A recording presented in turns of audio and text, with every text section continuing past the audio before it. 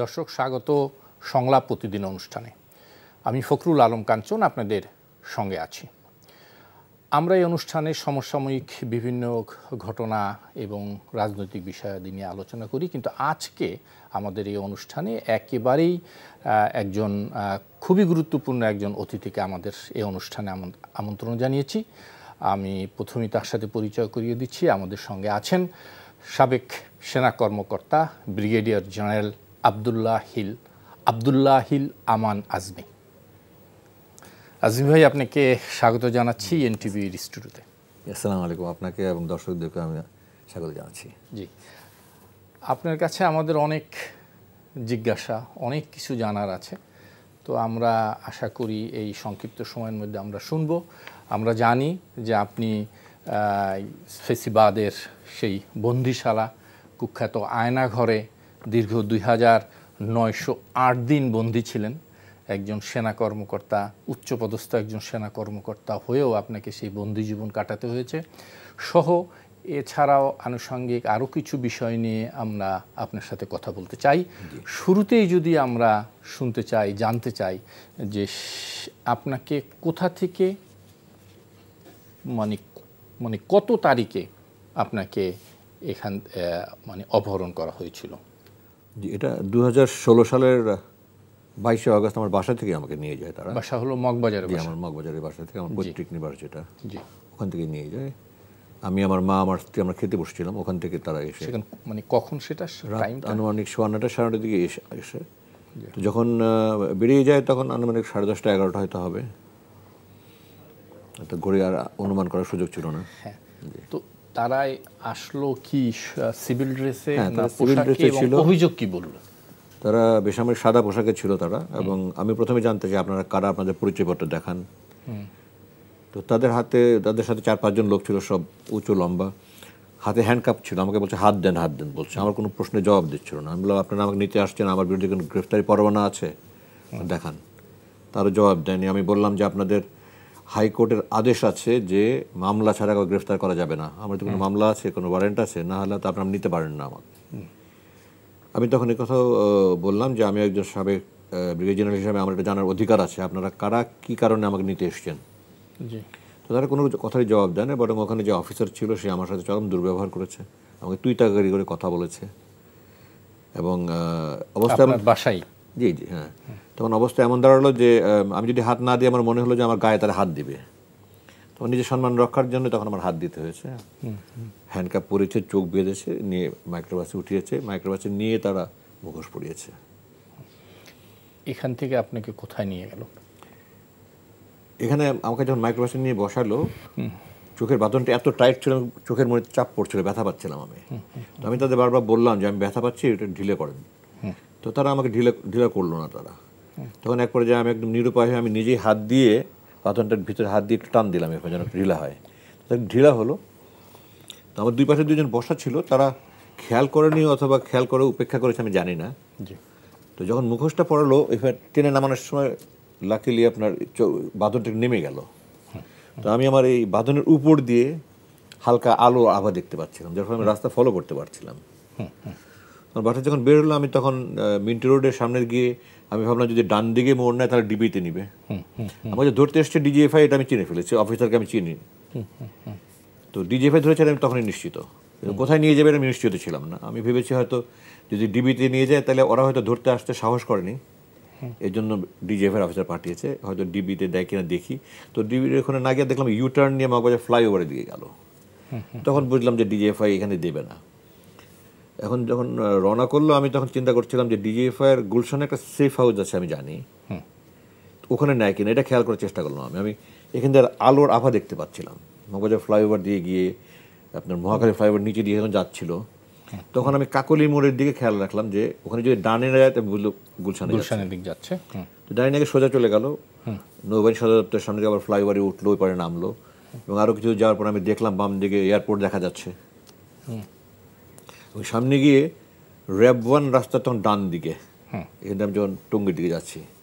তো RAB 1-এর in গেটটা দক্ষিণ দিকে, আউট গেটটা উত্তর দিকে। তো ইন গেট বরাবর আইল্যান্ডে কোনো কাটা নেই, কিন্তু আউট গেট বরাবর কাটা আছে। তো ইন গেটে ঢুকতে হলে সামনে গিয়ে ইউটার্ন নিয়ে আসতে হয়। তো তো যখন ইউটার্ন নিল তখন আমি বুঝলাম যে র্যাব 1-এ ঢুকাচ্ছে, এবং ইউটার্ন নিয়ে এসে তারা বামে ঢুকলো। তো আমি নিশ্চিত হলাম যে র্যাব 1-এ। ওখানে থামলো তারা কিছুক্ষণ, আমাকে দিয়ে একটা প্রশ্ন করলো। তো আমি মনে করছিলাম ওখানে বসে রাখবে, তো ওখানে রাখেনি। তারা আবার ঘুরে ওই আউটগেট দিয়ে বেরিয়ে মেন রাস্তা ক্রস করে উল্টার দিকে গেল। তখন আমি ভাবলাম আমাকে র্যাব হেডকোয়ার্টারে দেয় কিনা। তো আমি উত্তরাতে কয়েকটা স্কুলের চেয়ারম্যান ছিলাম, আমি ওই রাস্তাতে যাতায়াত করতাম, রাস্তাটা আমার খুব ভালো জানা আছে। তো আমি দেখলাম যেন ওটা ক্রস করে কাস্টমস হাউসের পাশে দিয়ে এয়ারপোর্টকে ডানে রেখে যে ডোমেস্টিক টার্মিনাল যেটা আছে ওটার পাশে দিয়ে সোজা একটা রাস্তা ক্যান্টনমেন্টে ঢুকেছে, ওই রাস্তা দিয়ে ঢুকলো। তখন আমি মোটামুটি নিশ্চিত ছিলাম। তো এইভাবে ঘুরে টুরে যখন আমাকে একখানে এনে নামালো, তো আমি পরের দিন সকালের জন্য অপেক্ষা করছিলাম। আমি যখন বুঝলাম যে আমাকে সম্ভবত কচু খেতে নিয়ে এসছে তারা, তো আমি ওটা কচু খেতে যে ডিজিএফআই কমপ্লেক্সটা আছে সর্বদক্ষিণে যেটা, ওটা হলো আয়নাঘরটা। আমরা অ্যাকচুয়ালি ওটাকে বলি JIC, জয়েন্ট ইন্টারোগেশন সেল। এটা হলো অফিশিয়াল টার্ম এটা। আমি আয়নাঘর নামটা আমি বেরিয়ে এসে শুনেছি, আগে শুনিনি। তো ওটা মূলত সশস্ত্র বাহিনীর সদস্যরা যদি কোনো গুরুতর অপরাধে জড়িয়ে পড়ে এবং সাধারণ তদন্ত যদি ধরা না পড়ে, তখন তাদেরকে ওখানে পাঠানো হয় ইন্টারোগেশন করার জন্য, প্রয়োজনে কিছু টর্চারও করে। তো ওটার ঠিক দক্ষিণেই হলো আপনার ঢাকা ক্যান্টনমেন্টের স্টেশন অফিসার্স মেস বি। এটা 1982 সালে নির্মাণ হয়, এবং আমি ওই মেসের প্রথম বাসিন্দাদের মধ্যে একজন। তো আমাদের মেস থেকে ঠিক উত্তর দিকেই ছিল আপনার সেই আয়নাঘরটা। তো আমি ওটা অপেক্ষা করছিলাম যে যদি আমাকে কচু খেতে নিয়ে আসে, তো ওটার দক্ষিণ দিকে ছোটো ছোটো দুটো ভেন্টিলেটর ছিল, তাহলে আমি ভেন্টিলেটর আমার মেস দেখতে পাবো। আচ্ছা। তো সারা রাত্রে প্রথমে আমি ক্রসফায়ার আতঙ্কে গেল। যখন ফজর আজান হলো, নামাজ পড়লাম, তারপরে আমি অপেক্ষা করছিলাম কতক্ষণে দিনের আলো আসবে। আসার পরে আমি ওই ভেন্টিলেটর দিয়ে আমি স্পষ্ট দেখতে পেলাম যে আমার সেই পুরাতন পরিচিত মেস, যেখানে আমি 82 থেকেছি। আমি প্রথম দিন থেকে আমি নিশ্চিত ছিলাম যে আমি ডিজিএফআই আন্ডারে ওই কচু খেতে JIC-তে আছি, যেটাকে আপনার আয়নাঘর নামে চিনেন। এবং শেষ দিন পর্যন্ত ওখানেই ছিলাম আমি। 5 তারিখে রাতে ওখান থেকে আমাকে তারা ঢাকার বাইরে নিয়ে যায়, তারপর 7 তারিখে আমাকে ছাড়ে রাতে। জনাব আব্দুল্লাহ আমান আজমি, আপনি বলছিলেন আপনাকে বাসা থেকে তুলে নিয়ে যাওয়া, সেখান থেকে কচু খেতে আপনাকে বন্দি করে রাখা হলো। এরপর যদি আমরা বলি যে আপনার সাথে সেই বন্দি জীবনের শুরুটা, আপনার সাথে কী রকম আচরণ করা হয়েছে এবং এই সময়টা আপনার কিভাবে কেটেছে, এটা নিশ্চয়ই লম্বা টাইম, তারপরে একটু একটু করে শুনি আপনার কাছ থেকে। আসলে এটা নিয়ে আমি অনেক সাক্ষাৎকার দিয়েছি। জি জি। ৬৯,৭৯৪ ঘন্টার কাহিনী বলতে তো আরও বেশি সময় লাগবে, ৭০,০০০ ঘন্টার বেশি সময় লাগবে। আমি বইয়ে কিছু কিছু লিখেছি। প্রথম দিন তো আমার সারা রাত আমি মৃত্যু আতঙ্কে ছিলাম। এখানে একটা জিনিস বলা হয়নি, সেটা হলো যে আমাকে যখন নিয়ে রওনা হলো তখন আমি জিজ্ঞাসা করেছিলাম যে আপনারা আমাকে ক্রসফায়ারে নিয়ে যাচ্ছেন? তখন আমার পাশে থেকে একজন বললো, যে বাম পাশে যিনি বসা ছিল, বললো যে না, আমাদের উপরস্থ কর্তৃপক্ষ আপনার সাথে কিছু কথা বলবেন, ওনার কথা বলা হলে আপনাকে কয়েকদিন পরে দিয়ে যাবো আবার। ওরা তো কত কত কথাই বলে, আমার এগুলি তো বিশ্বাস হয়নি আর কি। আমি তো সারা রাস্তায় আমি আতঙ্কে ছিলাম। ওখানে যাওয়ার পরে আমার অন্তত আতঙ্ক কিছুটা কমেছে, যে না এক্ষণ নিয়ে যাচ্ছে না। তারপরে সারা রাত তো ওই মৃত্যু চিন্তায় আমি ছিলাম। তখন আর দুনিয়ার কোনো চিন্তা ছিল না, যে সারা রাত মৃত্যু চিন্তাই ছিল। ভোর হলো, আপনি নিজেকে, ভোরের আগে একসময় মনে হলো যে আমাকে যে রুমে নিয়ে গেল, একটা ছোট 3 ফিট বাই 6 ফিট চৌকি, একটা তোষক, একটা চাদর, আর কিছু ছিল না তখন। একটা চেয়ার ছিল, চেয়ারের উপরে খাবারও ছিল, তারা খাবার এনে রেখেছিলাম। ওই সময় তো খাওয়ার অবস্থা নাই নিশ্চয়ই। মৃত্যুর জন্য প্রহর গুনছি তখন আমি, মানে ওই সময় মানুষের কথা তো ফুটিয়ে তোলা সম্ভব না। তো সারা রাত মৃত্যু আতঙ্কে কাটলো। এর মধ্যে এক সময় মনে হলো যে না, হয়তো তাহাজ্জুদের সময় হয়েছে। তাহাজ্জুদ নামাজ পড়লাম, খুব কান্নাকাটি করলাম আল্লাহর কাছে। অনেক কিছু বই আমি লিখেছি, আমি কী কী দোয়া করেছি। তো তারপরে আজান শোনা যাবে কি যাবে না তাও জানি না, অপেক্ষা করতে থাকলাম। বারবারই ভেন্টিলেটরের দিকে তাকাচ্ছিলাম, যে আজান শোনা না গেলেও অন্তত একটু আলো দেখা গেলে আমি ফজর নামাজটা পড়তে পারবো। আজান শোনা গেল, ওখানে আমি ফজর নামাজ পড়লাম, পড়ে একটু শুলাম আমি, কিন্তু ঘুম আসে না। তো এতটুকু আশ্বস্ত হলাম যে আজকে রাতটা বাঁচা গেল। আমার মা, স্ত্রী, সন্তান, তাদের কথা মনে পড়ছিল। আমার বিধবা অসুস্থ মা, তখন ওনার 83-84 বছর বয়স। উনি প্রায় খেতে পারতেন না, আমি হাত দিয়ে লোকমা খাইয়ে দিতাম, হাত পা টেপে দিতাম, তেল মালিশ করতাম, প্রেশার মাখাতাম, ওষুধ খাইয়ে দিতাম। রাতের পর রাত ঘুম হতো না ওনার, আমি ওনার পাশে শুয়ে মাথায় হাত দিয়ে বলিতাম। আমার মার সাথে খুব আবেগ, আমার সম্পর্ক একটু ভিন্ন। আমার বই একটা চ্যাপ্টারই লিখেছে মাকে নিয়ে। তো আমার কথা স্ত্রী, ছোটো 2 সন্তান। আমার বড় 3জন তখন মালয়েশিয়াতে ছিল, এখন যুক্তরাজ্যে থাকে। আমার ছোট 2 সন্তান তখন মেয়ে 3 বছর 4 মাস, ছেলে 15 বছর। ছেলে আমার বুকের উপরে ঘুমালে সারা রাত আমার হাতের উপরে রাখতাম। তো আমার সারা রাত তো চোখ দিয়ে পানি, সারাদিন পানি, আর এগুলো চিন্তা হচ্ছে। সারা রাত শুধু প্রথমত মৃত্যু চিন্তাটা হয়েছে। যখন সাময়িক মৃত্যু চিন্তা চলে গেছে তখন এগুলো চিন্তা শুরু হয়েছে। ছেলে মেয়ে মা, এদের কথা, মা কি অবস্থা, এদের চেহারা সামনে এসছে। মা কি স্ট্রোক করলো কিনা আমার দুশ্চিন্তায়। তারাও নিশ্চয় সারা রাত আতঙ্কে থেকেছে। তারা আমার নিয়ে আতঙ্কে, তাদের কি অবস্থা। আমার স্ত্রীকে নিয়ে চিন্তা করছি যে সে কীভাবে সংসার সামাল দেবে, কীভাবে মাকে সামাল দেবে, কীভাবে সন্তানদেরকে সামাল দেবে, আর আমার কষ্টটা সে কীভাবে সামাল দেবে। আনুমানিক বেলা 12টার আশেপাশে হবে, তো ঘড়ির তো ছিল না। হঠাৎ করে আমার মনে হলো যে আমার হাত মুখ সব অন্ধকার হয়ে, চোখ অন্ধকার হয়ে আসতেছে, হাত মুখ খিঁচুনি আসছে, এবং চিৎকার চেঁচামেচি শুরু করলাম। তো এক পর্যায়ে আর আমি কিছু বলতে পারি না। এরপরে যখন আমার চোখ খুললো তখন দেখলাম আমি অন্য একটা রুমে। তো পরে এটা বের করেছিলাম যে এটা ওদের মেডিকেল রুম বলে। আমার যে সেলে রেখেছিল তার উল্টার দিকে একটা ছোটো রুম একটা, ওখানে বিছানায় শুয়ে আছে, হাতে স্যালাইন দেওয়া। তো 4-5 ঘন্টা হয়তো এরকম ছিলাম, আমি জানি না। পরে জানতে পেরেছিলাম যে আমার প্রেশার নাকি 180, 120 ধরনের খুব হাই হয়ে গেছিলো। আর সারা রাত ঘুম নাই, খাবার নেই, দুশ্চিন্তা সব কিছু মিলে আর কি আমি অজ্ঞান হয়ে গেছিলাম। মেয়ার পরে আরও 3 বার অজ্ঞান হয়েছিলাম। তো ওই রুমে আমাকে আনুমানিক 6 দিন বা 7 দিন থাকতে হয়েছিল। এরপরে আবার আমাকে আগের রুমে নিয়ে আসলো। তো আমি তো প্রতিদিন অপেক্ষা করতে থাকলাম কখন আমার সাথে কথা বলবে তাদের কর্মকর্তা। কথা বলেন, আমি প্রতিদিন বলি বোধহয় সময় হলে আসবে, সময় হলে আসবে, আসেনি।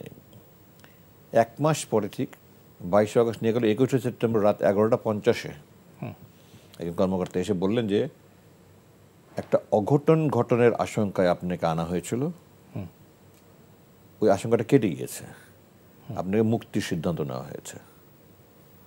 তো আমি তখন জিজ্ঞাসা করলাম কি আমি মুক্তির জন্য এখন ঘন্টা গুনবো না দিন গুনবো। তখন কর্মকর্তা আমাকে বললেন যে আপনার ব্যাপারে সিদ্ধান্ত দেশের সর্বোচ্চ পর্যায় থেকে আসবে, আমার পর্যায়ে আমি বলতে পারবো না। আমি প্রতিদিন যখন মুক্তির আশা করছি, কোনো আরও 1 মাস প্রায় 19 অক্টোবর 21 সেপ্টেম্বরে বললো, 19 অক্টোবর এসে আমাকে তারা জিজ্ঞাসাবাদ শুরু করলো। প্রথম এই প্রায় 2 মাস পরে। আমি কোনো অপরাধের জন্য হলে তো নিয়েই সাথে সাথে জিজ্ঞাসাবাদ করবে। জি, এই যে জিজ্ঞাসাবাদ যে শুরু করলো, এটা কি প্রশ্ন তারা জানতে চাইলো এবং জিজ্ঞাসাবাদের ধরন কেমন ছিল? আমার সাথে জিজ্ঞাসাবাদের সময় খারাপ ব্যবহার করেনি। ওখানে অফিসার আমার সাথে জিজ্ঞাসাবাদে একজন অফিসার, আমি এক পর্যায়ে যখন বলেছিলাম এটা তৃতীয়বার, আমার 3 বার জিজ্ঞাসা করেছে। 19 অক্টোবর, 22 অক্টোবর, 7 ডিসেম্বর। সেই দিন আমাকে তারা বলল যে আমরা তদন্ত করছি, তদন্ত চলাকালীন আপনাকে এখানে থাকতে হবে। তো তাদের কথা সুর এবং স্বরে আমার মনে হয়েছিল তারা সহজে ছাড়বে না আমাকে। তো আমি বললাম আপনারা কী তদন্ত করবেন? তদন্ত একটা ঘটনা ঘটে তার তদন্ত, বিডিআর ঘটনা ঘটেছে ওটা এখন তদন্ত হচ্ছে, একটা অঘটন ঘটে ওটা তদন্ত হয়, তো আপনারা কী তদন্ত করবেন? তো বলে আপনি লুকিয়ে লুকিয়ে কিছু করছিলেন কি না এটা তদন্ত করবেন। এইটা কোনো তদন্তের কথা, আপনাদের এই তদন্ত তো কেয়ামত পর্যন্ত শেষ হবে না। তখন বলেন না আমরা তদন্ত করছি, আপনাকে থাকতে হবে। তখন আমি একটু বিরক্ত হয়ে বলেছিলাম আপনারা আমাকে কোনো অপরাধ ছাড়া নিয়ে এসছেন, আমি কোনো অপরাধ, আমি সুশৃঙ্খল নাগরিক, আমি সেনাবাহিনী একজন সাবেক ব্রিগেডিয়ার জেনারেল, আমার কোনো অপরাধ নেই, কোনো ওয়ারেন্ট নেই, আপনারা নিয়ে আসছেন। আজকে প্রায় 3.5 মাস পরে আপনারা আমাকে বলছেন যে তদন্ত করবেন। আপনারা আমাকে এভাবে রেখে মেরে ফেলবেন নাকি? কারণ আমি খাওয়া দাওয়া করতাম না, চলাফেরা করতে পারতাম না। এই যে খাওয়া দাওয়ার মানে প্রসঙ্গ যখন আসলো, আসলে কী খেতে দিত আপনাকে? ডাল, ভাত, ভাজি, ভর্তা, 1-2বার মাছ দিয়েছিল। আমি ওদের মাছের রান্না খুব ভালো রান্না করতে পারে না, দুর্গন্ধ, মাছের কাঁচা কাঁচা গন্ধ, আমি মাছ দিতে না করেছিলাম, গর্জিত। কিন্তু রান্নার কোয়ালিটি খুব খারাপ ছিল। আমার কাছে রান্নার মান ভালো না হলে যত ভালো আইটেমই দেন আমার আসে যায় না, আমি খাবো না। মান ভালো, আমি করলা ভাজি দিয়ে পেট ভরে খেতে পারবো যদি রান্না ভালো হয়। রান্নার মান এত খারাপ ছিল যে বলার মতো না। আপনার করলা হয়তো একদিন দিল একদম পুড়িয়ে ফেললো কালো, তো আমি বললাম কালো হলো কেন, পরের দিন একদম কাঁচা। এরকম তো খাবার দেখলে খাবার রুচি হতো না। কিন্তু বেঁচে থাকার জন্য তো খেতে, বেঁচে থাকার জন্য। তাও আমি 6 বছর 4 মাস পর্যন্ত 2 বেলা ভাত খাইনি, দুপুরে খেলে রাত্রে খাইনি, রাত্রে খেলে দুপুরে খাইনি, মানে খাবার রুচি হতো না। বেঁচে থাকার জন্য একটা 4 বছর 5 বছরের বাচ্চা যতটুকু খায় অতটুকুই খেতাম আমি। তো যার ফলে এমন হলো এক পর্যায়ে যে আমাকে 2 জন বিছানা থেকে টেনে উঠাতে হতো, এত দুর্বল হয়ে গেলাম আমি। প্রতি মাসেই আমাকে প্রথম 13 মাস আমার যতটুকু মনে আছে, প্রথম 13 মাস আমাকে প্রতি মাসে 4 দিন 5 দিন করে স্যালাইন দিতে হতো, এত দুর্বল ছিলাম আমি। এবং আমাকে বিছানা থেকে শুয়ে থেকে উঠে নিয়ে এসে আমাকে চেয়ারে বসিয়ে দিত। পরের দিকে আমার রুমে একটা টেবিল একটা চেয়ার দিয়েছিল খাবার সামনে, এখানে একজন দাঁড়িয়ে থাকতো আমি যে দুর্বলতার জন্য পড়ে না যাই।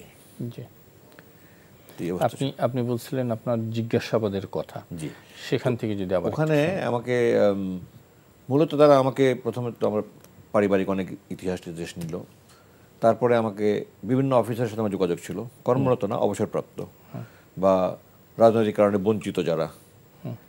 তো আপনার সাথে অমুকের কীভাবে কার সাথে কীভাবে পরিচয় এগুলো বিস্তারিত জানতে চাইল। তো ওগুলোর মধ্যে দেখা গেল যে সাধারণত আমি যেহেতু একজন বঞ্চিত অফিসার, তাদের যারা নিগৃহীত আরও যারা এই ধরনের ছিল, যারা বিডিআর হত্যাকাণ্ডের সময় যাদেরকে বরখাস্ত করেছে বা আগে পরে আরও করেছে, এই আমাকে 2009 জুনে বের করেছে, 7 বছর 2 মাস পরে ধরেছে, আর জিজ্ঞাসাবাদ করছে অক্টোবর নভেম্বর ডিসেম্বর। তো এই 7 বছর 7.5 বছর আরও তো অনেক অফিসারকে তারা বের করেছে। এরা অনেকে আমার সাথে যোগাযোগ করতো স্বাভাবিকভাবেই। তখন আমাকে বলে যে আপনার সাথে সরকার বিরোধীদের সাথে যোগাযোগ সবসময়। তো আমরা সেনাবাহিনীতে কোনোদিন সরকার পক্ষ বিপক্ষ কোনোদিন চিন্তা করিনি, আমরা সেনাবাহিনীতে কোনো রাজনীতি নেই, আমরা রাজনীতি করি না। এখন কি হয় আমি বলতে পারবো না।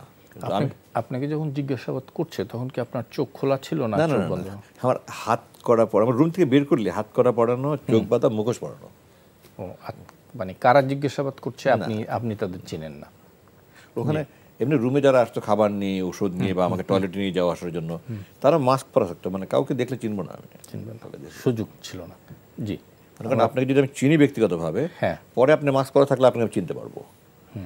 একেবারে আননোন হয় তাহলে সেই মাস্ক পরা থাকলে পরে দেখলে চেনা যাবে না। আচ্ছা, জিজ্ঞাসাবাদ মানে টোটাল জিজ্ঞাসাবাদের পর্বটা আমরা সংক্ষেপ করে শুনি। আমি ভিন্ন প্রসঙ্গে যেতে চাই। 3 দিনে মোট আনুমানিক 5.5-6 ঘন্টা জিজ্ঞাসাবাদ করেছে এবং কিছু কিছু প্রশ্ন তারা রিপিট করেছে। এটা ইন্টারোগেশন টেকনিক, যে একই প্রশ্ন বারবার করা, আপনি ভুল বলছেন কিনা সেটা জানার চেক করা। মিথ্যা বললে কোনো একবার হয়তো ভুল বলে ফেলবে। তো আমি তো কিছু বানিয়ে বলি না, আমি যা সত্য তাই বলেছি।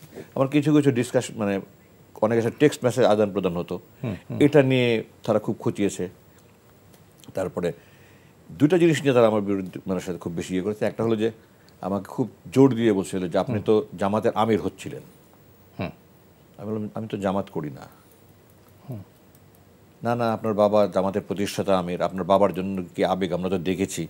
আমার বাবার জানাজা আপনি জানেন বোধহয়, আমার বাবার জানাজা, আল্লাহ আমার সৌভাগ্য যে আমি জানাজা ইমামতি করার সুযোগ হয়েছিল, এবং তার আগে জ্বালাময়ী কথা বলেছিলাম আমি।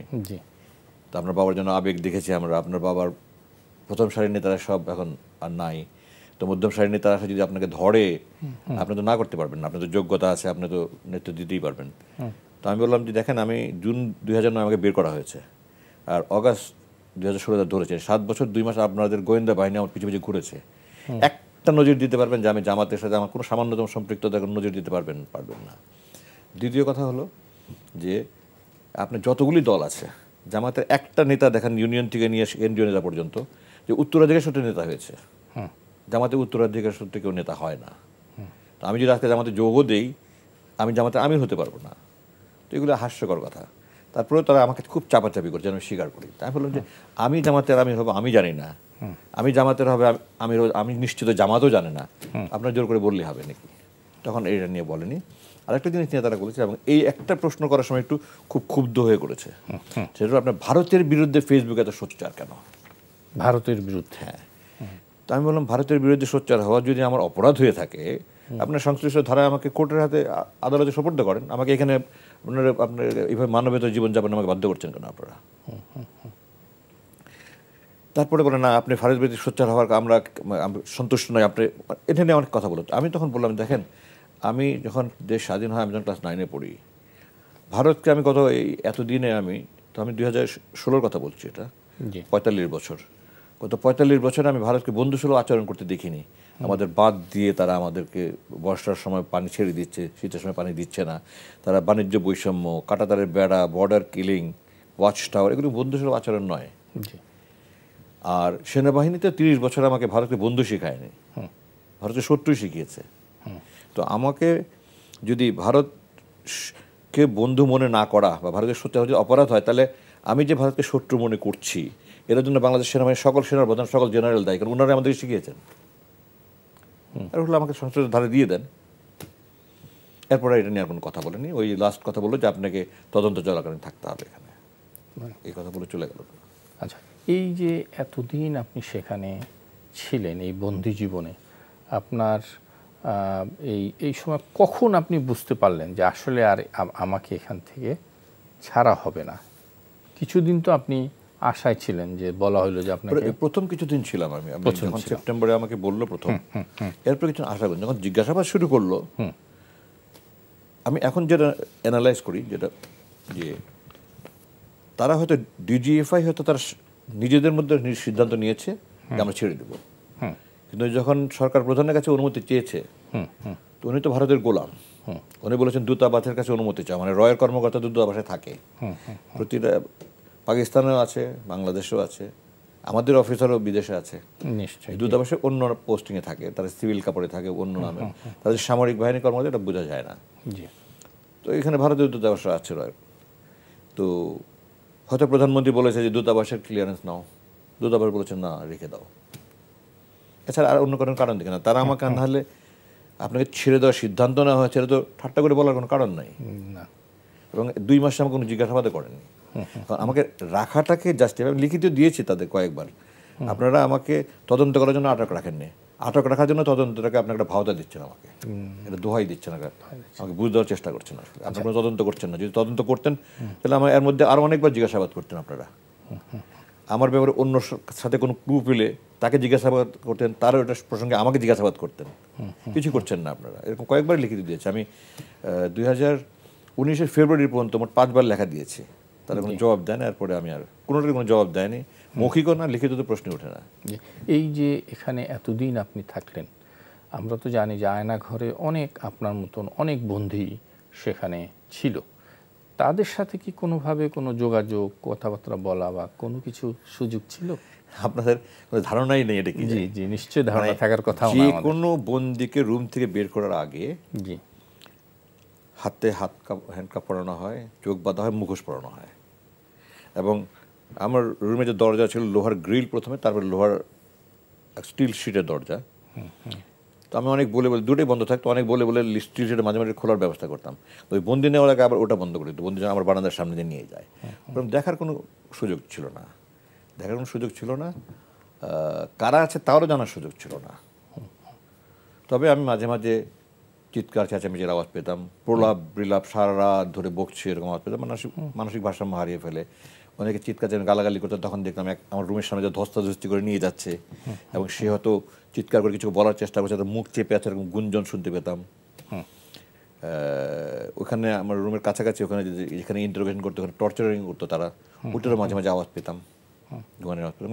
কে ছিল না ছিল এগুলো জানার কোনো সুযোগ ছিল না। কিন্তু এই যে যখন আপনি বুঝতে পারছেন, কারণ আপনি একজন সাবেক সেনা কর্মকর্তা, ডিজিএফআইয়ের ইন্টারোগেশন সেল সম্পর্কে আপনার ধারণা আছে, যখন বুঝতে পারছেন যে এখানে কাউকে মানে কারো উপর জবরদস্তি হচ্ছে, তখন আপনার মনের অবস্থা কেমন ছিল? আমি দোয়া করেছি, আমি বই লিখেছি যে আমার হাজার শুকরিয়া আল্লাহর যে ডিজিএফআই আমার 8 বছর যে 5 জন ডিজি ছিল, major general Akbar, major general Saiful Abedin, lieutenant general Saiful Alam, major general Ahmed Tabrez Shams, major general Hamid, 3 জন আমার ছাত্র। আচ্ছা, সেনাবাহিনীতে আল্লাহর মতো আমাকে সবাই ভালোবাসে। আমার কিছু কিছু আছে আমার পিতার কারণে বিদ্বেষ পোষণ করে, আমার জন্য কেউ আমার প্রতি বিদ্বেষ পোষণ করেন, এবং আমার জুনিয়র অফিসাররা বা আমার সিনিয়র অফিসাররা সবাই আমাকে ভালোই বাসে আলহামদুলিল্লাহ। তো আমাকে শারীরিকভাবে কোনো নির্যাতন করেনি, কিন্তু অন্যদের নির্যাতন করছে এটা বুঝতে পারতাম, বা তারা মানসিকভাবে বিপর্যস্ত এটা বুঝতে পারতাম। তাদের কান্না, বিলাপ, প্রলাপ, সারা রাত বিলাপ করছে, তো আমার খুব কষ্ট হতো। আমি তাদের জন্য দোয়া করতাম যে আল্লাহ তুমি এই মজলুমদেরকে সাহায্য করো, তাদের শক্তি দাও, সাহস দাও। আমার নিজের জন্য করতাম, তাদের জন্য করতাম, তাহাজ্জুদের সময় দোয়া করতাম, আল্লাহ তুমি তাদের পরিবারগুলিকে সাহস দাও, তাদের পরিবার যেন এই কষ্ট সইতে পারে। তাদের জন্য দোয়া করা ছাড়া তার কিছু করার ছিল না। আরেকটি বিষয় একটু আগ্রহ থেকে আমরা জানতে চাচ্ছি, সেটা হলো এই যে লম্বা সময় আপনি থাকলেন, এর ভিতরে রোজা, বিশ্বে রমজান এসছে, ঈদ এসছে বা কোনো অসুস্থতা এসছে, এই যে করোনা ভাইরাসের আগমনও ওইখানে মানে এই সময় এসছে পৃথিবীতে, আপনি এগুলো মানে কিভাবে মোকাবেলা করলেন? রোজার সময় তারা বলতো হ্যাঁ যে আগের দিন সন্ধ্যায় বলতো কালকে থেকে রোজা হবে। কিন্তু আপনার কি মনে থাকতো বা আপনি কি বুঝতে পারছেন যে আমি? আমার ঘরে পরে একটা ঘড়ি দিয়েছিল, এক নম্বর কথা। আর 2 নম্বর কথা, আমি তো জানি যে প্রতি বছর রোজা 11 দিন করে এগিয়ে আসে, জি তো চাঁদ দেখার উপর নির্ভরশীল। রোজার কাছাকাছি সময় আসতে আমি জিজ্ঞাসা করতাম, যখন 1-2 দিন আগে থাকতে চাঁদ দেখা গেছে কি যায়নি, এবং এরপরে 2 মাস 10 দিন পরে হজ হয়ে ওটা আমি জিজ্ঞাসা করতাম হজের ঘোষণা হয়েছে কিনা। তো রোজার মাস, রোজার যদি শুরু হলো ওরা আপনাকে জানাতো যে আগামীকাল বা পরশু রোজা, তো রোজার মানে সিরিয়াস টাইম বলতো, সিরিয়াস টাইম খাবার দিত। সেহরি আসলে সেহরির সময় আপনাকে আমি যে কোনোদিন আমি মানে অনেকে তো, আমি তো যেহেতু তাহাজ্জুদ পড়তাম, আমি আমার হিসাব করে বলতাম, অন্যদের কথা জানি না। তারা হয়তো তাহাজ্জুদ না পড়লে তারা হয়তো লাস্ট এক সময় খেত, আমারটা আমি আরেক সময় খেতাম। তো আমি আমার টাইম হিসাব করে বলতাম। আমি তো সারা রাত তো অধিকাংশ সময় ঘুমানি হয়নি, মাঝে মাঝে অল্প আধা ঘন্টা 1 ঘন্টা হয়তো হয়েছে, কারণ প্রতি রাতই মনে হয়তো ক্রস ফায়ার আতঙ্ক, এটা তো কোনো বিশ্বাস নাই তো। জি। আর অসুখ বিসুখ তো একটা মানুষের মনে করেন, যদি আমি একটু ঈদের বিষয়টা যাই, ঈদের আগের দিন তারা বলতো যে কালকে ঈদ, কালকে ঈদ, এদিন সকালবেলা নাস্তার একটু উন্নত মানের দিত। আপনি বুঝতে পারছেন যে আজকে ঈদ? হ্যাঁ, তারা বলতো কালকে ঈদ হবে। ঈদের দিন আমি তো হিসাব করতাম, রোজার 29 হলে আমি জিজ্ঞাসা করতাম চাঁদ দেখা গেছে কিনা। চাঁদ দেখা না গেলে বলতো না দেখা যায়নি। তারপরে তো এরপর দিন ঈদ নিশ্চিতই।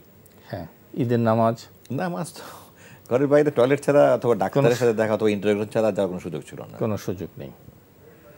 আর দুপুরে পোলাও খেতে দিত ঈদের দিন, এটা ওখানে সবার জন্য রান্না করে সেই রান্নাই দিত। আর অসুখ বিসুখ তো একটা মানুষের মনে করেন দাঁত ব্যথা হয়, পা একটা কেটে যায়, একটা নিয়ে মানুষ ব্যস্ত থাকে খুব। এক দাঁত ব্যথায় বা মাথা ব্যথায় মানুষকে বিছানায় ফেলে দেয়। একটা মানুষ 7-8টা সমস্যা নিয়ে একসাথে থাকতে পারে, এটা ওই অবস্থা না আগে দেখলে বোঝা যাবে না। আমার চোখের সমস্যা, আমি পড়তে পারি না, পাওয়ার চেঞ্জ হয়তো। এখন আমি চশমা ছাড়াও পড়তে পারি না, চশমা দিয়েও পড়তে পারি না। ম্যাগনিফাইং গ্লাস ছিলাম, এইটা বছরের পর বছর পরে শেষের দিকে দিল ম্যাগনিফাইং গ্লাস।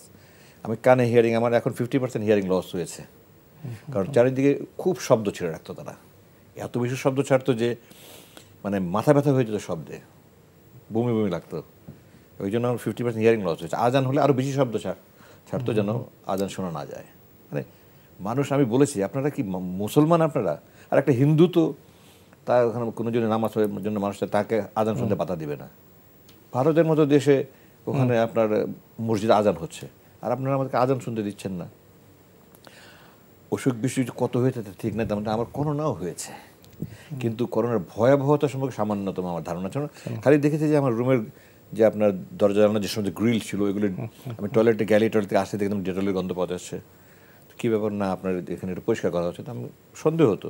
কয়েকদিন পরে দেখি যে আমাকে প্রথমে তারা ডাবল মাস্ক দিল, তারপর স্যানিটাইজার দিল, আপনি যাওয়ার আগে ডাবল মাস্ক পরবেন, 1-2 বার ব্যবহার করবেন না, স্যানিটাইজার দিয়ে যাবেন, ওখানে গিয়ে আবার সাবান দিয়ে হাত দেবেন, বেরিয়ে আসার সময় সাবান দিয়ে হাত দেবেন, এসে আবার স্যানিটাইজার ইউজ করবেন। তো আমার তখন মনে হয় কিছু একটা হচ্ছে। আপনার 2005-06 দিকে আবার বার্ড ফ্লু ভাইরাস একটা আসছিল, আমার মনে হচ্ছে ওই ধরনের কিছু একটা কিনা, ভয়াবহতা বোঝার কোনো সুযোগই নাই।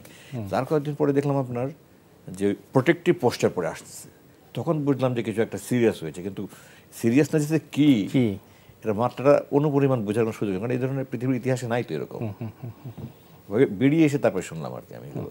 জনাব আজমি, আমরা ছিলাম আপনার বন্ধু জীবনের কথা আমরা শুনছিলাম, আমরা ছিলাম ওই পার্টে যেখানে আপনি বলছিলেন যে করোনা ভাইরাসের মানে এই পৃথিবীতে করোনার আগমন আপনি জানেন না, কিন্তু আপনি বুঝতে পারছিলেন মাস্ক পরে ওই মানে নিয়ে প্রোটেকশন নিয়ে যখন ওই লোকজন আপনার কাছে আসছে, আপনারা যাদের, তখন আপনি হয়তো কিছুটা অনুমান করতে পারছিলেন। আপনি এখান থেকে শুনবো এবং আপনার কাছে জানতে চাইবো যে তখন যারা যদি কেউ করোনা আক্রান্ত হতো মানে তাদের সাথে কি মানে কিভাবে তার ট্রিটমেন্ট, অন্য কেউ আক্রান্ত হয়েছে কিনা তোমার জানার সুযোগ, অন্য বন্দীদের কোনো রকম তথ্য ছিল না। হ্যাঁ, আমার হঠাৎ করে একদিন 21 না 22 আমার এই মুহূর্তে মনে পড়ছে না, মে মাসের শেষে বা জুনের শেষে হবে, আমার জ্বর আসলো সন্ধ্যার সময়। আমি থার্মোমিটার চাইয়ে আনলাম, তেমন 102 জ্বর, 2.6 ছিল মনে হয়। তো আমি তখন ওখানে ওই বন্দিশালা দেখাশোনা করার জন্য সেনাবাহিনীর সার্জেন্ট পদবীর সুপারভাইজার থাকে। আমি বললাম ওনাকে বলো আমাকে বলেন, আমার সন্তানের চেয়ে ছোটো বয়সে, বাট আপনি করেই বলতাম আমি, সুপারভাইজারকে বলেন আমার জ্বর এসছে, আমার প্যারাসিটামল দরকার। তো কিছুক্ষণ পরে দেখলাম ওই আপনার কম্পাউন্ডে যেটা বলে আমরা মেডিকেল এসে সে চলে আসলো, এসে আমার নোজ সোয়াব নিয়ে গেল আর প্যারাসিটামল দিল খেতে। পরের দিন আমি তো সারা রাত না ঘুমিয়েই থাকতাম, ফজরের নামাজ পড়ে ইচ্ছা হলে একটু খেতাম, কোরআন হাদিস পড়তাম, ইসলামী তাফসির পড়ে শুতাম। 7:30 8টায় বেজে যেত। আমি জাস্ট চোখটা লেগে এসছে, এর মধ্যে আমাকে বললো যে ডাক্তার সাহেব আসছে। আমাকে চোখ হাত বেঁধে মুখোশ পরে নিয়ে গেল। তো ডাক্তার সাহেব বললো যে আপনার একটা অসুখ ধরা পড়েছে, এটার নাম করোনা, আপনার ভয়ের কোনো কিছু নাই। আমারও হয়েছিল, এটা ভ্যাকসিনেশন বেরিয়েছে 22 সালে মনে হয়, আমারও হয়েছিল, আমার ফ্যামিলির সবারই হয়েছিল। তো এটার আপনাকে সকালে বিকালে 4টা করে 8টা ওষুধ খেতে হবে 5 দিন। 2 দিন পরে যদি জ্বর নামা শুরু হয়ে যায় তো বুঝবেন আপনি কিওর হয়ে যাচ্ছেন। আর যদি জ্বর মানে ভালো হয়ে যাওয়ার পরে আবার যদি জ্বর রিল্যাপস করে তাহলে একটু সম্ভাবনা, আবার আশঙ্কা থাকে। যদি রিল্যাপস না করে তাহলে আপনি ক্লিয়ার। তো আমি বললাম, তো আমি তো সব প্রোটেক্টিভ পোস্টার টোস্টার দেখে আমি তো অলরেডি ঘাবড়িয়ে গেছি। তো আমি বললাম যে এটাতে ভালো হওয়ার সম্ভাবনা কতটুকু, 100% গ্যারান্টি কি? তো বলেন আমরা কোনো রোগেরই 100% গ্যারান্টি দিই না, তো আল্লাহ দিবেন এটা। তার মানে আপনার এটা 99% বলতে পারেন। কিছুটা আশ্বস্ত হলাম আর কি। এবং 2 দিন খুব আতঙ্কের ভিতরে ছিলাম। ওখানে তো আসলে খুব অসহায়, তো কোনো চিকিৎসা খুব এত অপ্রতুল। তো আমি যখন 2 দিন পরে জ্বরটা কমা শুরু হলো তখন আমি আশ্বস্ত হলাম। 5 দিনে জ্বর সেরে গেল। এরপরে আবার 2 দিন পরে আবার জ্বর আসলো, তখন আবার আতঙ্ক শুরু। তো আবার থার্মোমিটার নিয়ে দেখলাম 99.2 বা এই ধরনের কিছু একটা, 100 এর নিচে। তো আবার সুপারভাইজারকে খবর দিলাম যে ডাক্তারকে আসতে বলে জরুরি। আমি তো ভাবছি আবার হয়ে গেল, আমি এখন মরে যাবো বোধহয়।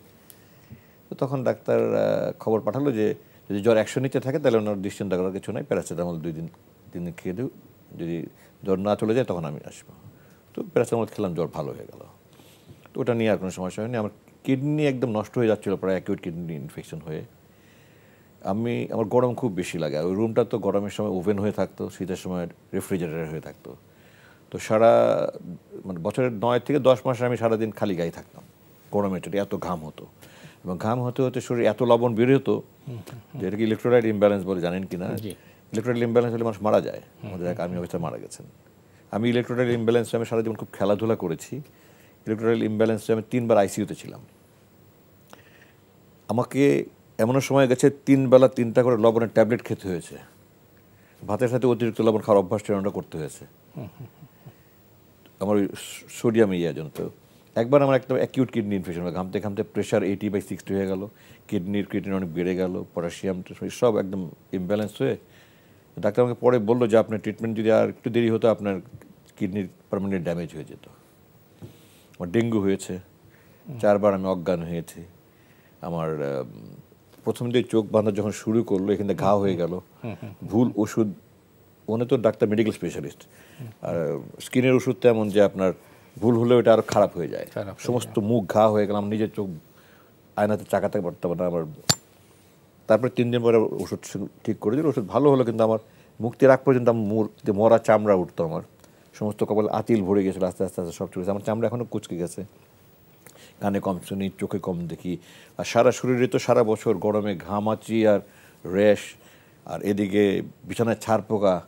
আমার বাবা দাদা নানা বাড়ি মিলে 14 গোষ্ঠী বোধহয় এত ছাড় পোকা দেখেও নি আর কি।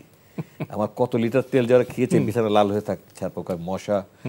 আপনার আমি চোখ বন্ধ করে এইভাবে ভাবে দিলে কয়েকটা মশা মারা যেত আর কি, এরকম মশা ছিল।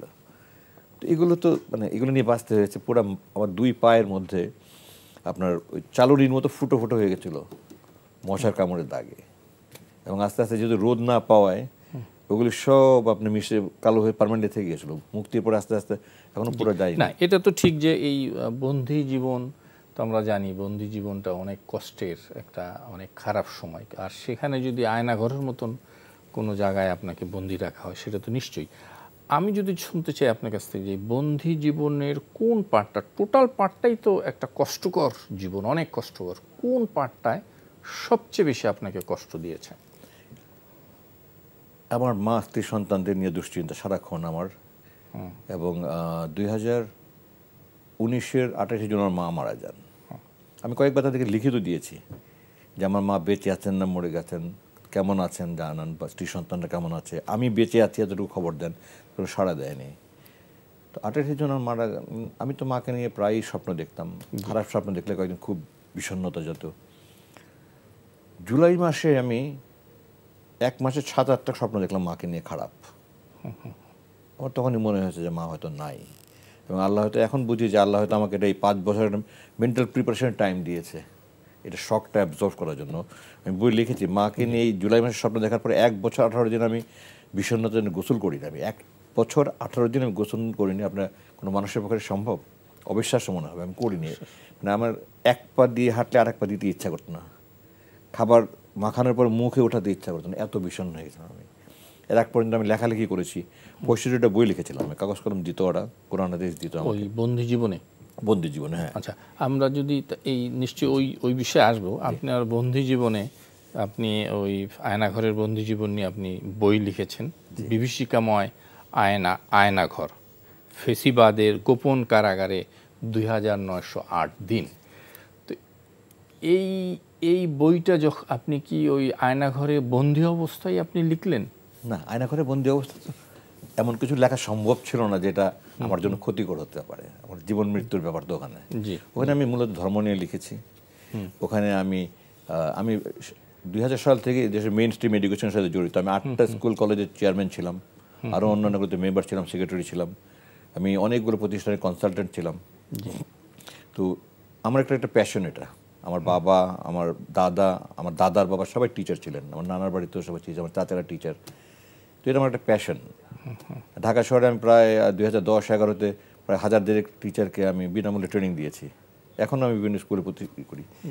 তো আমার শিক্ষা ব্যবস্থা নিয়ে আমার অনেক চিন্তাভাবনা আছে। আমি একটা স্কুল দিয়েছিলাম অনেক টাকা খরচ করে।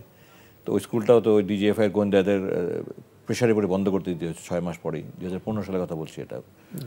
তো শিক্ষা ব্যবস্থা নিয়ে আমি কয়েকটা লেখা ছিল আমার।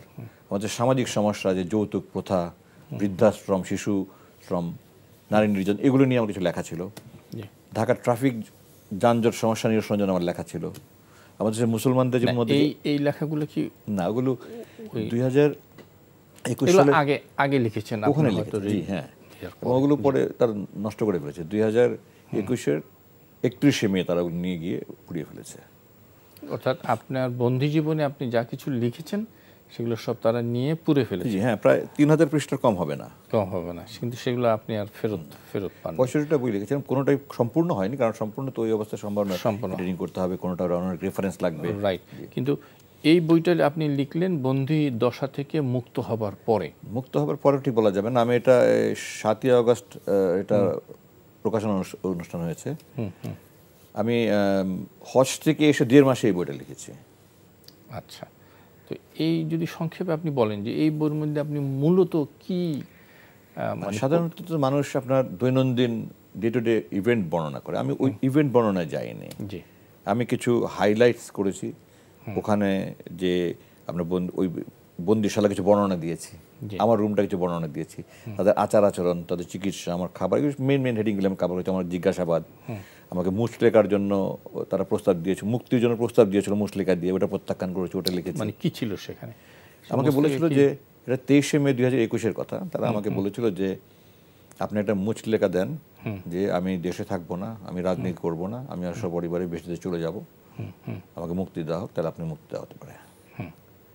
আমি বই লিখেছিল, তখন আমার মনে পড়লো 1979 সালে আমার বাবাকে এরকম প্রস্তাব দেওয়া হয়েছিল, প্রেসিডেন্ট জিয়া দিয়েছিলেন, যে উনি যদি রাজনীতি না করেন, মুচলেখা দেন, তাহলে ওনার নাগরিকত্ব দেওয়া হবে। এটা তো পরে আমরা হাইকোর্ট, সুপ্রিম কোর্টে জিতে 1994 সালে নাগরিকত্ব ফিরে পেয়েছেন উনি, কিন্তু 79 সালের কথা বলছি। তো আমার বাবা এটা প্রত্যাখ্যান করেছিলেন। তো আমার ওই স্মৃতিটা মনে পড়লো, মুচলেখা।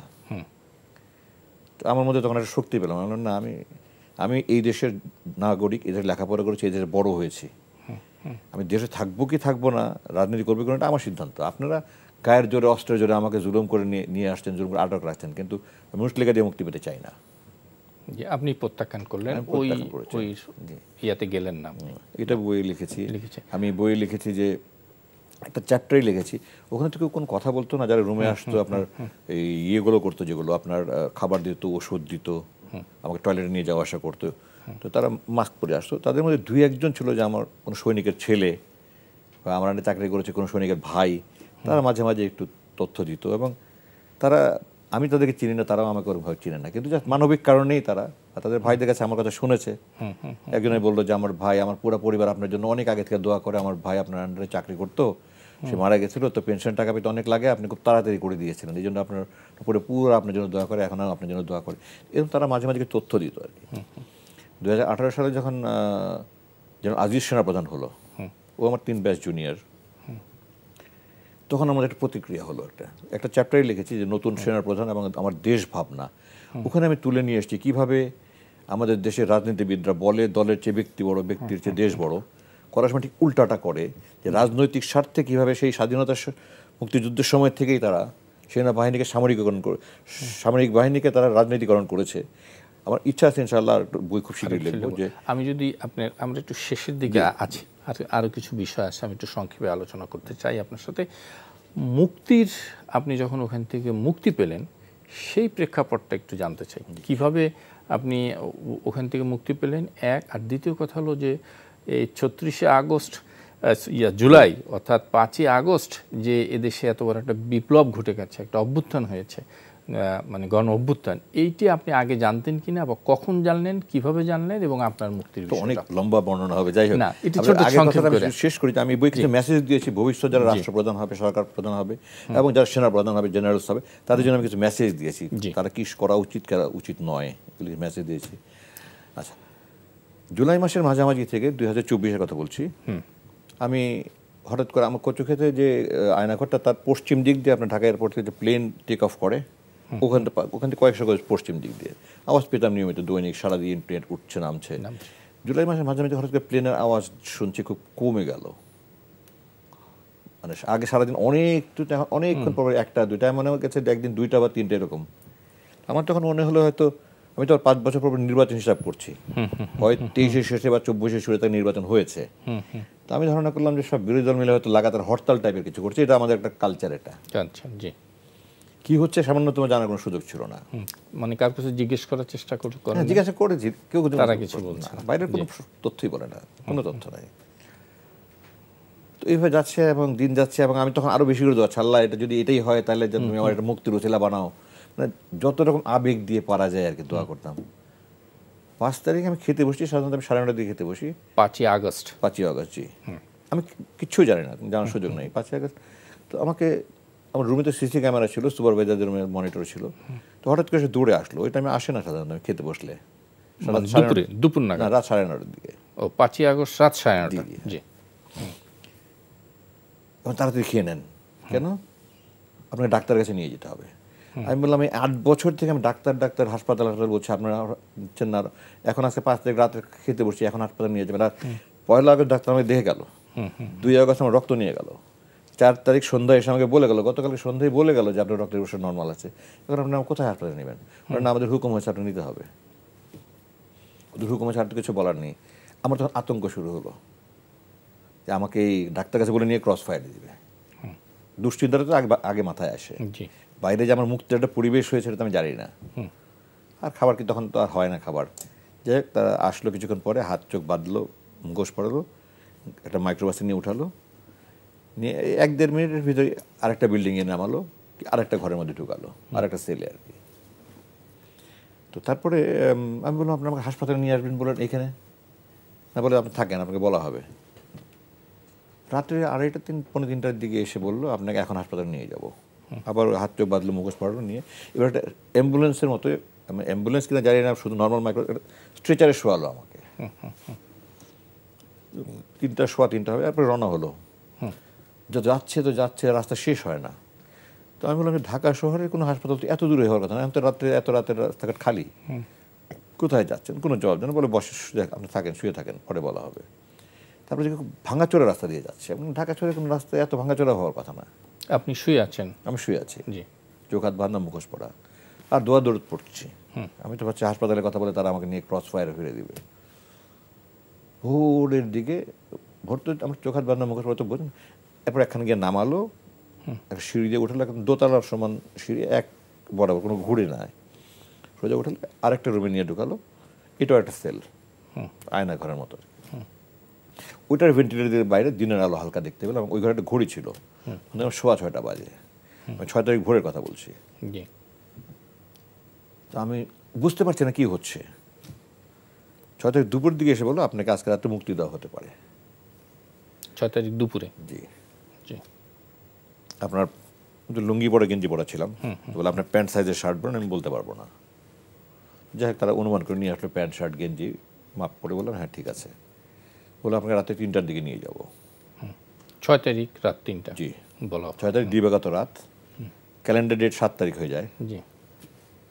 তো আমি তো খুব পেরেশান যে আল্লাহ কি হবে, আমি তো বুঝতে পারছি না, তখন পুরো পাজলড অবস্থা।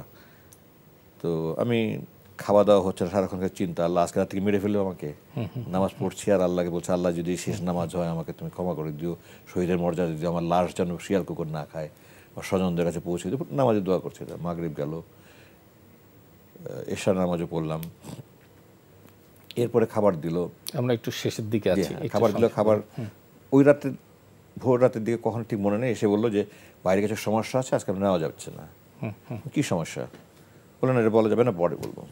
পরের দিন আবার দুপুরবেলা বলো আজকে রাতে 9টায় ছাড়া হবে আপনাকে। আবার খাবারটা দিল, খাবারটা খেতে পারিনি, খাবার দিল, দিয়ে তারপরে আমাকে 6 তারিখ গেল, 7 তারিখে চলে গেল। জি, 7 তারিখ রাত 9টার দিকে আমাকে নিয়ে বেরোলো তারা। জি, আবার তারা বেরোলো। এবার একটা জিপের মধ্যে বসালো। জিপের হাইট আর মাইক্রোবাসের হাইট তো নিচু, বুঝলাম জিপের উপর। এবং ওখান থেকে তারা আমাকে প্রায় 2.5 ঘন্টা গাড়ি চালিয়ে রাতে 11:50 এলেঙ্গা বাস স্ট্যান্ডের কাছে নিয়ে ছেড়ে দিল। এলেঙ্গা বাস স্ট্যান্ড হলো এই যমুনার কাছাকাছি। যমুনার কাছাকাছি, হ্যাঁ। সেখানে নিয়ে আপনাকে ছেড়ে দিই, হ্যাঁ, রাস্তার পাশে নিয়ে হাত চোখ খুলে দিল, মুখোশ খুলে দিল, আপনি এখন মুক্ত। আমাকে বললো ঢাকায়, আমি জিজ্ঞাসা ঢাকা কোন দিকে, সময় জিজ্ঞাসা করলাম, বললো 11:50 রাত। হ্যাঁ, রাত। ঢাকা মানে প্রায় 8 তারিখে হয়ে গেছে। ঢাকা এইদিকে। আমি বললাম ঢাকা কোন দিকে? বললো এইদিকে। কোন জায়গায় এটা? বলে সামনে বাস স্ট্যান্ডে গেলে আপনি দেখতে পাবেন। ভাড়ার টাকা দিয়ে দিল, অনেক টাকা দিল। আমি টাকা বললাম যে আমাকে শুধু ভাড়ার টাকা দেন, আমি আপনাদের টাকা 5,000 টাকা দিয়েছিলাম। বললাম আপনি আপনাদের টাকার মুখাপেক্ষী নয়, না আমাদের হুকুম আপনাকে দিতে হবে, আপনি নিয়ে যান। তো আমি ভাড়ার টাকা পরে যোগ করে 5,000 টাকা দান করে দিয়েছি। আমি ওখানে এসে এলেঙ্গাতে নামলাম। তারপরে ওই রাত্রে কি করলেন? ওই রাতে, হ্যাঁ, ওই যে নামিয়ে দেওয়ার পর কি করলেন? ওটার তো আমি তো নেমেই প্রথমে চিৎকার, আবেগ, উত্তেজনা, আনন্দ, ভয় যে আমাকে ছেড়ে দিলাম, গেলে পিছনে গুলি করে কিনা। তো আমি আকাশ দিকে তাকালাম, চিৎকার করে আল্লাহ আকবার, সুবহানাল্লাহ, আলহামদুলিল্লাহ, তোমার আকাশ দেখছি, 8 বছর পরে তোমার তারা দেখছি, তোমার মাটি দেখছি, তোমার মাটির উপরে দাঁড়িয়ে আছি। এরকম করতে করতে আমি হঠাৎ করে মাথার চক্কর দিল। আবার তাদের অনুমতি নিয়ে গাড়িতে বসলাম, এই যে আবার নামিয়ে দিল। তারপরে তারা গাড়ি নিয়ে চলে গেল। আমি হাঁটতে হাঁটতে একটা পিছন থেকে বাস এসে থামলো, আমি দৌড়ে গিয়ে বাসে উঠলাম, টেকনিক্যালে নামলাম। আমি আমার ওয়াইফকে ফোন করলাম, আমার ভাইকে, চাচাতো ভাইকে ফোন করলাম, টেকনিক্যাল মোড়ে নামলাম। এই বাসে যে উঠলেন, এটা তো পাবলিক বাসে উঠলেন? পাবলিক বাসে, জি। তো পাবলিক বাসে আপনার পরিচয়, আপনাকে দেখে তারা কেউ, রাতে অন্ধকার তো 12টার পরে, তো 12:15 হয়তো বাজে, কেউ চিনতে পারেন। বাট ড্রাইভার, কন্ডাক্টর তারা একটু সাসপিশিয়াস, যে আমাকে একজন জিজ্ঞাসা করেছে, বাকি সব প্যাসেঞ্জার ঘুমাচ্ছিল। একজন পিছনের দিকে কন্ডাক্টর ছিল, সে আমাকে বললো আপনি কি, আপনি এত রাত্রে, আপনি, আমার তো বড় চুল তখন, বিধ্বস্ত চেহারা। আমি যখন বললাম যে আপনি একটু মোবাইলটা ব্যবহার করতে পারি, আমি টাকা দিই আপনাকে, আমি ফোন করে বললো কল ব্যাক করতে। আপনি কি এত রাত্রে কোত্থেকে আসছেন আপনি? আমি বললাম যে ভাই আমি খুব বিপদে আছি, আমি কোনো কথা বলতে পারবো না, আমাকে একটু বাসায় কথা বলার সুযোগ দেয় একটু। ফোন করে আমি খালি আমার ওয়াইফকে বললাম কল ব্যাক করো, কল ব্যাক করলাম, আমার চাচাতো ভাইকে বললাম কল ব্যাক করো। তারপরে তো তারা সারা রাস্তা আমার কয়েকবার জিজ্ঞাসা করছে, কারণ আমার এই ফোন করার পর আমার আত্মীয় স্বজন বারবার ওই নম্বরে ফোন করে করে খবর নিচ্ছে, আপনি কে, এত মানুষকে আপনার জন্য ফোন করে। আমার মনে হয় সে হয়তো এখন ভাবে আরে এই লোক তো সেই লোক তো নিশ্চয়ই। আচ্ছা, আমরা আমাদের হাতে আর সময় নেই, আমরা শেষ করব, কিন্তু যাওয়ার আগে যে প্রশ্নটি আপনাকে ডিজিফাই করেছে, খুব কাছাকাছি একটা প্রশ্ন আমি করতে চাই। আপনি কি আসলে রাজনীতিতে সক্রিয় হবেন, রাজনীতি করবেন, বা ভবিষ্যৎ কি পরিকল্পনা? আমি এটা নিয়ে তো কয়েকটা সাক্ষাৎকারে বলেছি, জি, আমি রাজনীতি করবো না, এমন কোনো পণ করিনি। জি। কিন্তু বর্তমানে আমি রাজনৈতিক পরিবেশ সুস্থ মনে করি না। আমাদের দেশে যে রাজনৈতিক পরিবেশ, যে পরিস্থিতি, রাজনীতির নেতাদের কথাবার্তা, বডি ল্যাঙ্গুয়েজ আমার কাছে পছন্দ হয় না, এটা সুস্থ রাজনীতি মনে হয় না আমার কাছে। তো তো এই অনুষ্ঠানে আমার রাজনীতিতে সম্পৃক্ত হওয়ার কোনো সামান্যতম ইচ্ছা নেই। আমি আপনার বিভিন্ন শিক্ষা প্রতিষ্ঠানে কাজ করছি, অটিস্টিক ফাউন্ডেশনের সাথে কাজ করছি, আমি চ্যারিটেবল অর্গানাইজেশনের সাথে কাজ করছি, থিঙ্ক ট্যাঙ্ক গ্রুপ দুটার সাথে কাজ করছি, চেয়ারম্যান অ্যাডভাইজারির মধ্যে বিভিন্ন রোলে। ওগুলো নিয়ে দেশের সেবা করতে হলে রাজনীতি করাটা বাধ্যতামূলক নয়। আমি আমার পরিসরে এইভাবেই করতে চাই। ভবিষ্যতে যদি পরিস্থিতি ভালো হয় তখন আমি চিন্তা করে দেবো, বাট এই মুহূর্তে আমি রাজনীতি কোনো চিন্তা করছি না। আমাদের দর্শকের উদ্দেশ্যে আপনি বিশেষ কোনো কিছু কথা বলবেন কিনা, এই কথা শুনে আমরা অনুষ্ঠান শেষ করব। আমি দর্শকদের উদ্দেশ্যে বলা চাই, আমি রাজনীতিবিদদের উদ্দেশ্যে কিছু বলতে চাই। জি প্লিজ। যে আমার বন্দী হওয়ার পিছনে মূল কারণ ছিল আমি ভারতের বিরুদ্ধে সোচ্চার ছিলাম। আমাদের দেশে অস্তিত্ব টিকিয়ে থাকতে হলে আমাদেরকে দেশপ্রেমিক সমাজের সাথে ঐক্যবদ্ধ থাকতে হবে। এই রাজনীতিবিদ বিভাজনটা আমাকে খুব কষ্ট দিচ্ছে। আমি যখন হাসপাতালে ছিলাম সব দলের নেতারা আমার সাথে, একদম শীর্ষ নেতারা দেখা করেছেন, আপনি রাজনীতিতে আসেন, আপনার মতো লোক রাজনীতিতে আসা দরকার। আমি সবাইকে বলেছি, যে হাত জোর করে বলেছি, দেখেন আমি এখনও ঘোরের মধ্যে আছি একটা, এরকম অবস্থা থেকে এসেছি, আমি জানি না আমি রাজনীতি করবো কি করবো না। তা আপনাদের কাছে আমি হাত জোর করে বলি, আমরা এই তরুণ প্রজন্ম আমাদেরকে মুক্তি দিয়েছে, একটা আশার আলো দিয়েছে, আপনারা এটাকে ধ্বংস করে দিয়েন না।